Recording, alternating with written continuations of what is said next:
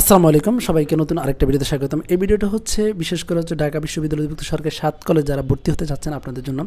বিশেষ করে হচ্ছে অনেকে আসলে ভর্তি পরীক্ষা দিয়েছেন এবং অনেকের ভর্তি পরীক্ষা বাকি আছে এবং অনেকে ভবিষ্যতে ভর্তি পরীক্ষা দিবেন। তো আপনারা সবাই দ্বিধাদ্বন্দ্বে থাকেন, ভাই আমি এত স্কোর করছি বা আমার জিপিএ সহ এত স্কোর আমার এত আছে বা এত হয়েছে, আমি কি আসলে এই কলেজে চান্স পাবো কি পাবো না, বা এই এই স্কোরে কি চান্স সম্ভব নেই, বা এই স্কোর করে এই কলেজে এই সাবজেক্ট কি আসবে না। তো সেই সব কিছু আপনাদেরকে বলবো এবং আমি কিভাবে সরকারি ৭ কলেজে তিতুমির কলেজে পড়তেছি এবং আমি কত স্কোর করেছি, আমার জিপিএ সহ কত টোটাল হয়েছে এবং আমার মেধা তালিকা কত হয়েছে, হ্যাঁ আমাদের সিট সংখ্যা কত ছিল, সব কিছুর একটা অ্যানালাইটিক্স একটা ভিডিও আজকে এটা হবে। এই থেকে আপনারা সহজেই আপনারা ধারণা নিতে পারবেন আপনাদের যে স্কোর আছে সেটা অনুযায়ী কি আপনারা চান্স পাবেন কি পাবেন না।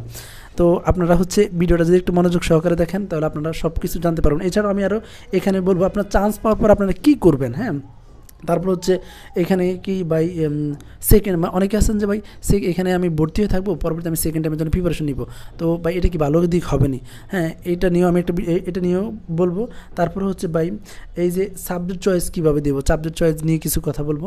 তো খুঁটিনাটি সব কিছু বলবো। মূলত হচ্ছে আমি যে আপনারা যে মেরিট পজিশন আছে এই সব অনুযায়ী ভিডিওটা করব, আমার মেরিট পজিশন আর আপনারা কি আসলে আপনাদের যে মেরিট পজিশন আছে সব কিছু নিয়েই একটা ধারণা পেয়ে যাবেন। হ্যাঁ, তো প্রথমে আমি বলি, আমি আপনাদের কাছে একটা রিকোয়েস্ট রাখি, আপনারা যারা এই মুহূর্তে নতুন দর্শক আছেন যদি ভালো লাগে ভিডিওটা একটা লাইক করবেন, আর যদি নতুন দর্শক হয়ে থাকেন তাহলে অবশ্যই সাবস্ক্রাইব করে দেবেন, এতটুকুই কাম্য থাকবো। তো চলুন মূল ভিডিওতে যাই। তো প্রথমে আমি আপনাদেরকে বলি, আমি হচ্ছি 19-20 সেশনের একজন স্টুডেন্ট, বর্তমানে ফাইনাল ইয়ারে আছি, আমাদের ফাইনাল ইয়ার। তো আমি যখন ভর্তি পরীক্ষা দিই আমাদের সময় ঢাকা বিশ্ববিদ্যালয়ে অধিভুক্ত সরকারি ৭ কলেজে সিট সংখ্যা ছিল প্রায় 14,000, হ্যাঁ প্রায় 14 না 13,000 এরকম ছিল। তো তখন আবার হিউজ কম্পিটিশনও ছিল। আমি যখন পরীক্ষা দিই প্রায় এক সিটের জন্য 6 থেকে 7জন প্লাস এরকম পোলাপাইন পরীক্ষা দিছে। তো বর্তমানে এবছর সবচেয়ে একটু কম পরীক্ষা দিয়েছে। তো আমি যদি হিসাব করি আমি ভর্তি পরীক্ষায়, হ্যাঁ আমার আবার আগেই বলে রাখি আমার আবার একাডেমিক রেজাল্ট একটু খারাপ ছিল। আমার মূল উদ্দেশ্য ছিল আমি যাতে ভর্তি পরীক্ষায় ভালো একটা স্কোর করতে পারি। তো আমাদের সময় যখন ভর্তি পরীক্ষা হয় তখন 80 নাম্বার ছিল একাডেমিক রেজাল্ট ইন্টার এবং ম্যাট্রিক এবং ইন্টারের দুইটা মিলে, আর ভর্তি পরীক্ষা ছিল 120 নাম্বারের, হ্যাঁ তো 200 নাম্বারের। হ্যাঁ, তো এই 200 নাম্বারের মধ্যে আমি টোটালি ভর্তি পরীক্ষা 100 নাম্বার ছিল, আর একাডেমিক ছিল 80 নাম্বার, টোটাল 180 নাম্বার পরীক্ষা ছিল আমাদের রেজাল্ট ছিল। তো এই অনুযায়ী আমরা যদি দেখি আমি টোটালি 100-এর মধ্যে 76 নাম্বার পেয়েছি, 76.80 পেয়েছি। তো এই আর আমার টোটালি হয় আমার 134.80, হ্যাঁ এটা। আর এই অনুযায়ী আমার মেরিট পজিশন আসে, মেরিট লিস্ট মেধা তালিকা আসে 5,414। হ্যাঁ, তো আমাদের সময় যেহেতু সিট সংখ্যা বেশি ছিল, আমি অনেক অ্যানালাইটিক্স অনেক ঘাটাঘাটি করার পরে আমি দেখলাম আমি ঢাকা কলেজ দিলে আমার নাও হতে পারে, কারণ অনেক সময় অনেক লোক কথা বলছে কয় ঢাকা কলেজ যদি সাবজেক্ট পেতে হয় তাহলে অন্তত 2,000 বা 3,000-এর মধ্যে থাকতে হয়। ইডেনও সেম, যেহেতু এগুলো একটু ফার্স্ট লিস্টের কলেজ, এগুলোর একটু প্রায়োরিটি বেশি।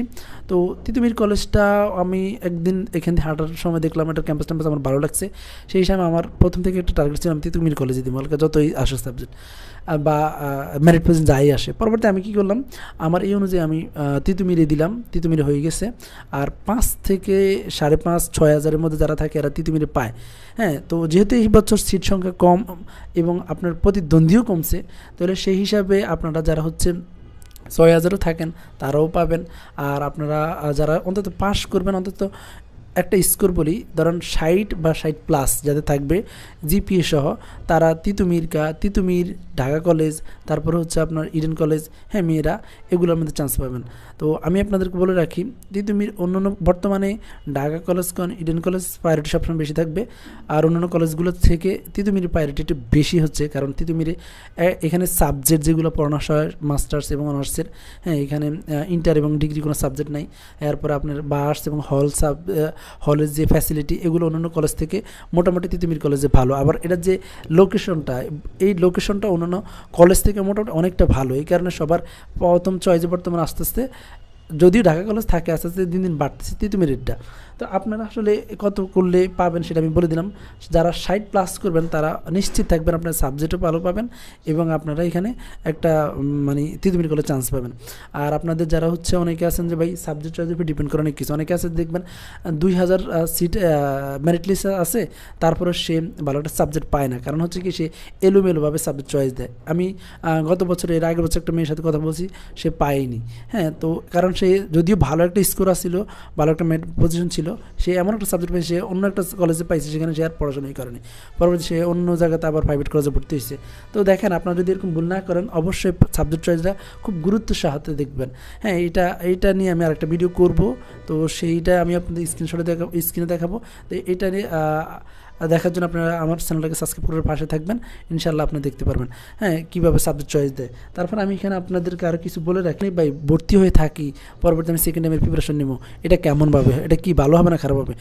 আসলে এটা হ্যাঁ, এটা করা যায়, অনেকে করে, তবে আমি আপনাদেরকে সাজেস্ট করবো আপনারা প্লিজ দুইটা করতে গিয়ে দুটোটা দিকে সমানভাবে একটু প্রায়োরিটি দিন। অনেকে আছে কি ভাই সেকেন্ড টাইম প্রিপারেশন নেবে, এখানে ভর্তি হয়ে থাকে, বাড়িতে থাকে আর ক্লাস করে না।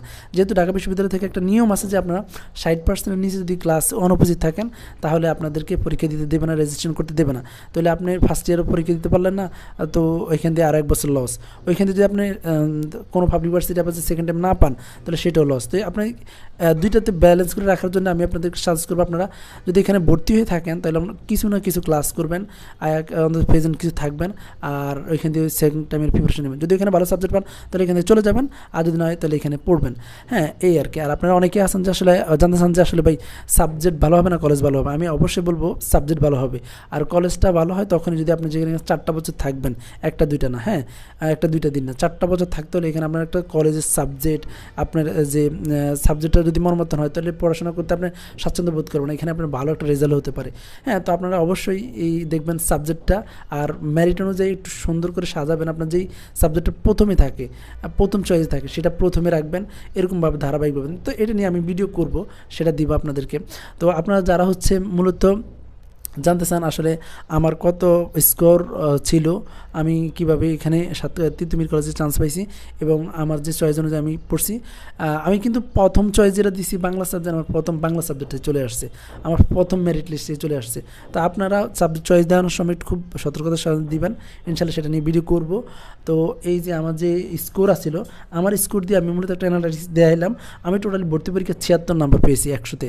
তো আপনারা এখন তো আর 100 নাম্বারে আপনারা অনেকে একটু বুঝলাম না কেন সবার কম হয়, বা অনেকে এটাকে একটু হালকাভাবে দেখে, তো এইভাবে প্রিপারেশন অনেক দুর্বলভাবে নেয়। ভাই আমার টার্গেট ছিল আমার একটা সিট নিশ্চিত করতেই হবে, কারণ আমি ন্যাশনাল আবেদন করি নাই। তারপর হচ্ছে আমার এখানে আবার আমি আপনাদেরকে বলে রাখি, আমার যে এখানে একাডেমিক রেজাল্ট এটা খুবই দুর্বল। ধরেন যদি 80 নাম্বারে যদি তারা দেয়, ইন্টার এবং এসএসসি মিলে, সরি এসএসসি এবং এইচএসসি মিলে যদি 80 নাম্বার দেয়, সেখানে আমার হয় মাত্র 58, আর আমি ভর্তি পরীক্ষাতে 76, টোটালি আমার স্কোর দ্বারা হয় 134.80। এই নিয়ে আমার 5414তম হয়। তো আপনারাও দেখবেন, যেহেতু আগে 14,000 সিট ছিল, হ্যাঁ তারপরে এখন আবার কিন্তু 9,000+ সিট, তো প্রায় অনেক সিট কমে আলাইছে। তো দেখেন আপনারা আপনাদের যে স্কোর আছে এটা কিন্তু একটু ভালো করার চেষ্টা করবেন। এটা করলে আপনার একটা অন্তত 2,000-5,000 মধ্যে থাকলে তিতুমির কলেজ, ঢাকা কলেজ এগুলোর মধ্যে সাবজেক্ট আসতে পারে।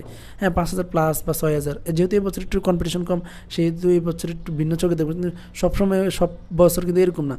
গত বছর প্রায় 6 জন প্রত্যেক সিটের জন্য লড়াই করছে। হ্যাঁ, তো 6-7 এরকম অ্যাভেলেবেল হয়ে থাকে। তো এই বছর অনেকের আসলে আগ্রহ বিদেশ, সেই হিসাবে অনেকে একটু কম এখানে পরীক্ষা দিছে, আর পাশের হারও আবার একটু অন্যরকম ছিল। তো সব মিলে আমি আপনাদেরকে বলবো, আপনারা যখন ভর্তি পরীক্ষা দিবেন হালকাভাবে দেখবেন, একটু ভালোভাবে পরীক্ষাটা দিবেন যাতে একটা ভালো স্কোর আসে। হ্যাঁ, তো এই স্কোর নিয়েই তারপর আপনারা ভালো একটা সাবজেক্ট পাবেন। তো সর্বশেষ আমি আরেকটা কথা বলে রাখি, অনেকে আসলে সেশন জটের কথা বলেন, সেশন জটটা নিয়ে একটু বলে রাখি। এই নিয়ে আমার একটা ভিডিও আছে, সেটা পরিপূর্ণ ডিটেলস আমি একটা ভিডিও করছি, সেটাও আমি লিঙ্ক ডেসক্রিপশন বক্সে দিয়ে রাখবো, সেখান দিয়ে দেখে নেবেন।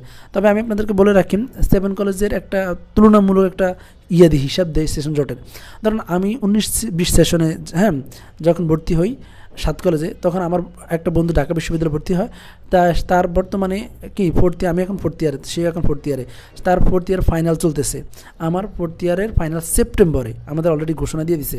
আর আমার যে বন্ধুরা থার্ড ইয়ারে পড়াশোনা করছে, সরি আমার সাথে ন্যাশনালে ভর্তি হয়েছে, সেই বন্ধুরা এখন থার্ড ইয়ারে আছে, তারা এখনও পরীক্ষা হয় না, রেজাল্ট কী দিব।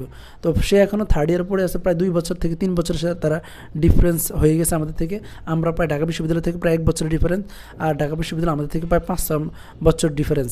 আমাদের শিক্ষাবর্ষ শেষ হতো 2023 সালে, সেটা এখন 2024 সালের সেপ্টেম্বরে।